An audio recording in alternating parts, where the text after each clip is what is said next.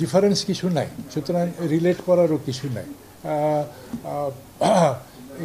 এই local government এবং cooperative এবং রুরাল ডেভেলপমেন্ট নিয়ে হাইকোর্টে মোর দ্যান থাউজেন্ডস মামলা করেছি। বোধহয় সপ্তাহখানেক আগেও একটা মানে টিকলিশ ইস্যু নিয়েও মানে হাইকোর্টে যেতে হয়েছে সমবায় মন্ত্রণালয়ের একটা অর্ডারের বিরুদ্ধে, এবং রুল অ্যাবসলুট হলনের পক্ষে রায় হলো আর কি।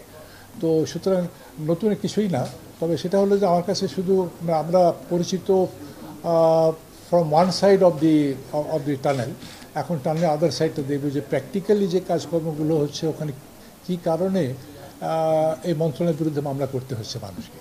তো তাহলে একটা হয়তো আমার সুযোগ যে সেই যেখানে ভুলগুলো হয়, যার কারণে মানুষের হয়রানি হওয়ার কারণে আলটিমেটলি সে তাকে হাইস্ট কোর্টে আসতে হয়, এইটা যতটা মিনিমাইজ করা যায়। বুঝে নিই যে কাজের ধরনটা কী কী কাজ আছে না আছে ইত্যাদি ইত্যাদি। তো ঠিক এই মুহূর্তে বলা যাবে না যে কোনটা অগ্রাধিকার পাবে বা পাবে না আর কি। First of all I have to understand what it is, then আমি প্রায়োরিটাইজ করবো। এই পুরো সরকারটাই চ্যালেঞ্জ, পুরো সরকারের সামনে যে দেশের যে চলমান অবস্থা সেটা একটা চ্যালেঞ্জ।